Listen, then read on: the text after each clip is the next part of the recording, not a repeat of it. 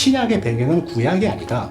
예수님 시대의 1세기 시대의 그 유대교는 그 이성전 시대의 그 유대교, 신약을 제대로 해석하고 신약에 나와 있는 여러 가지 개념들을 잘 이해하기 위해서는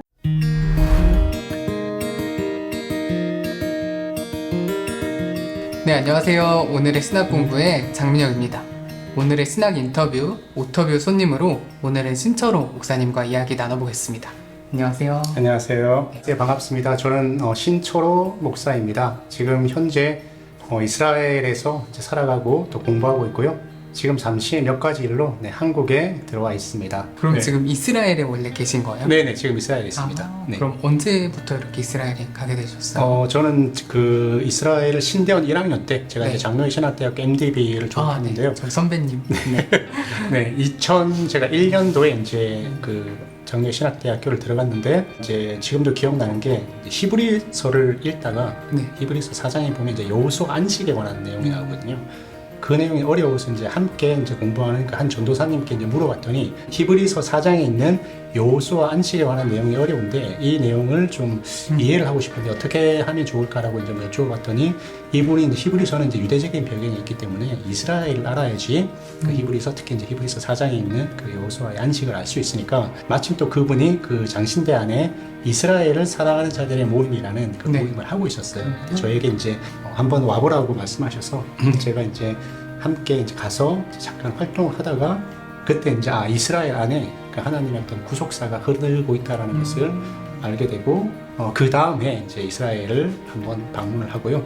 그 이스라엘 또 학교 다니면서 한 해 휴학을 하고 이스라엘에 또 계속 이제 방문하면서 이제 본격적으로는 2015년도에 이스라엘에 가서 공부를 하고 지금까지 이렇게 있습니다. 이제 목사님 최근에 번역하신 책이 있다고 들었거든요. 네. 그래서 어떤 책인지 좀 소개. 책 제목은 이제 마인드 더 갭이라는 책인데요. 네. 우리 이제 마인드 더 갭이라는 이제 이 문구는 영국 지하철에 이제 붙어 있는 문구고요. 우리가 지하철을 탈 때 우리가 이제 승강장에 기다리고 있고 그리고 지하철이 들어오면 그 중간에 이제 간격이 있기 때문에 항상 우리가 그 지하철을 들어갈 때 그 간격을 보고 우리가 이제 들어가잖아요. 네. 근데 저자는 이제 그것을 이제 약간 은유화시켜서 공간적인 간격이 아니라 신구약과 신약 사이의 어떤 그 시간적인 그런 간격.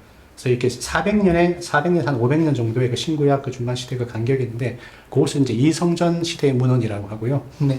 그리고 이제 신약의 배경은 그 저자가 하는 이제 핵심은 뭐냐면 신약의 배경은 구약이 아니다.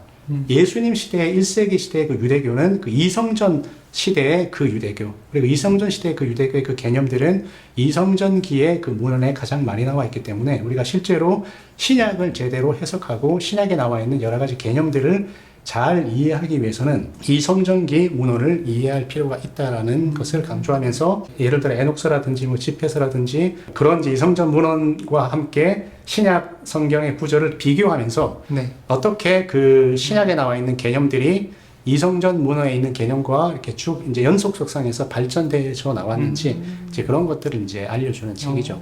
그래서 이제 결론적으로 보면 구약과 신약은 계시의 연속성이 있지만 제2성전기 문헌과 신약은 역사적인 이제 배경적인 그런 연속성이 있기 때문에 우리가 기독교 안에서는 이제 소위 말하는 이제 외경에 대해서 조금 이제 관심 밖에 있는 그런 문헌이고 그리고 이제 그 신약과 구약이 하나님이 계시기 때문에 거기에 집중하지만 이성전 문헌을 우리가 읽고 잘 공부하다 보면 신약을 좀 더 잘 이해할 수 있다라는 것을 이성전기라는 게 좀 낯선 분들도 계실 것 같아요. 그래서 그게 뭔지 좀 소개.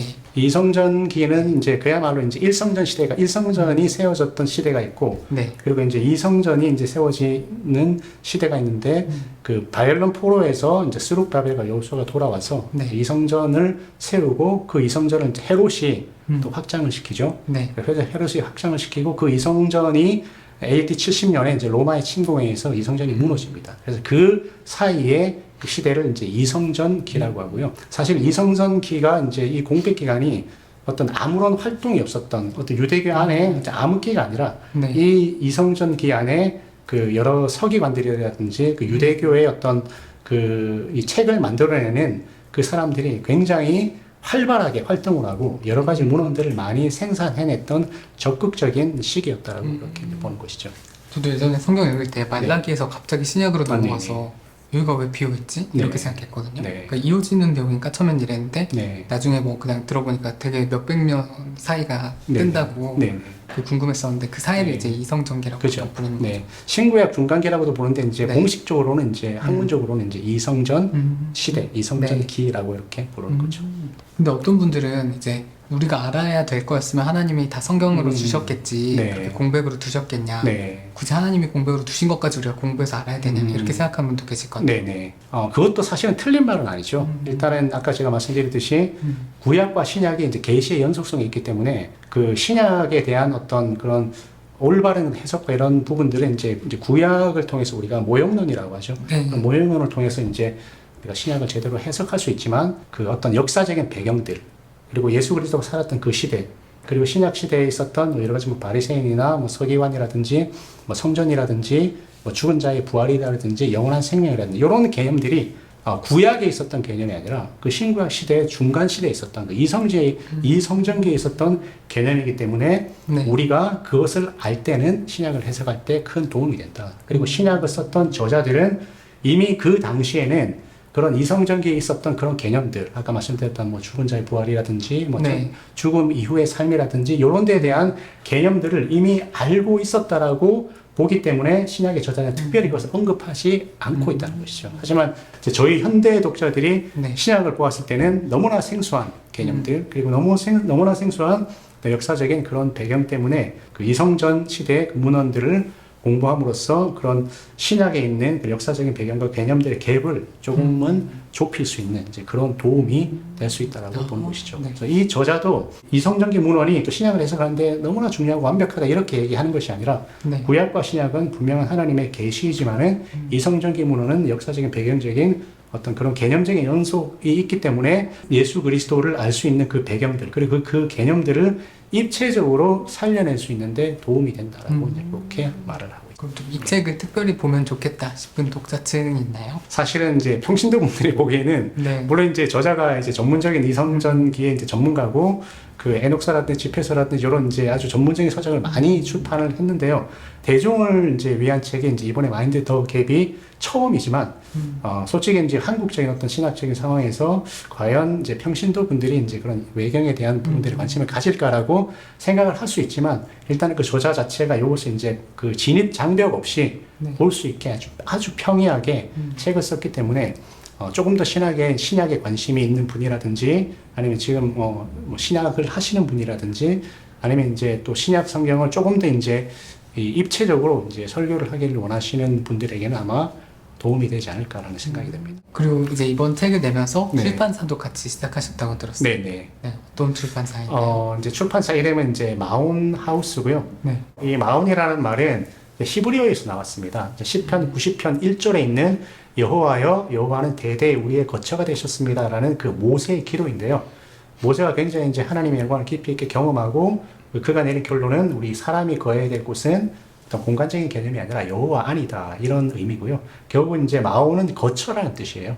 이게 성전이라고도 이제 우리가 뭐 얘기할 수도 있을 것 같고요. 실제로 이스라엘에서 이제 마온하면 기숙사라는 표현으로도 쓰고 있습니다. 그래서 저는 이제 우리가 무엇을 하든지 가장 이제 근원적으로는 이제 우리가 하나님의 성전이 돼야 되고 또 우리가 또 하나님 안에 거해야 되는 그런 거함, 그런 성전의 의미 그리고 어떤 사회의 어떤 기본적이고 본질적인 의미에서 이제 마온이라는 이름을 짓게 되었습니다. 제가 이제 오래 전부터 이제 책을 좋아하고 또 책을 많이 읽다 보니까 책 내용뿐만 아니라 이제 책 자체도 이제 좋아하게 되면서 이제 작년에 제가 이제 그 성서 언어에 관한 책을 한 권 내고 또 이번에 또 이제 마인드 더 갭 이 책을 번역을 하면서 이제 이 책이 이제 번역이 되어서 출판이 되면 좋겠는데 과연 어느 출판사에서 이제 이런 책을 번역을 해줄까 출판을 해줄까라고 생각을 하다가 그냥 자연스럽게 그러면 이제 내가 출판사를 만들어서 한번 출판해보자라는 마음으로 시작을 했고요. 네.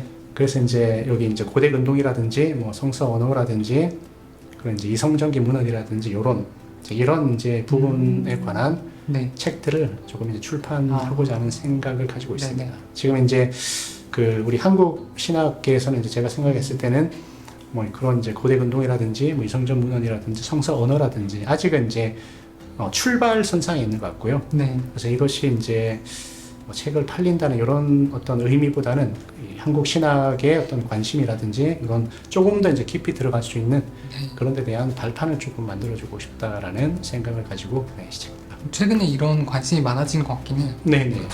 또 이제 강흥사 이런 출판사들처럼 네. 이렇게 성서학만 되는 출판사도 네. 많아지는 것 같고. 계속 이제 뭐 네. 그 신학에 대한 관심들이 높아지고 또 수준들도 높아지고 또 성도분들도 이제 성서 언어 히브리어 헬라어를 이제 배우면서 이제 조금씩 그런 수요들과 이제 요구들이 생기는 것 같아요. 네. 저는 이제 개인적으로 이제 사람이 가지고 있는 가장 이제 근원적인 그 삶에 대한 욕구는 결국은 이제 기원이라고 생각하거든요.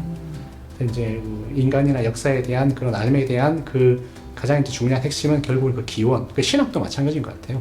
신학의 또 기원은 어딘가? 결국 이제 고대 근동과 고대 언어 이 영역이 아닌가라는 네. 생각이 들고요. 아직은 이제 한국 신학교에서 이제 그 영역이 많이 개척되지 않았고 조금씩 수요가 생기면서 그런 부분들에 대한 이제 조금의 이제 기여라는 표현도 그렇지만 네. 조금의 이제 도움이 되지 않을까라는 마음으로 시작했습니다. 아, 네. 네. 그럼 마지막으로 독자들에게 네. 한마디 부탁드립니다.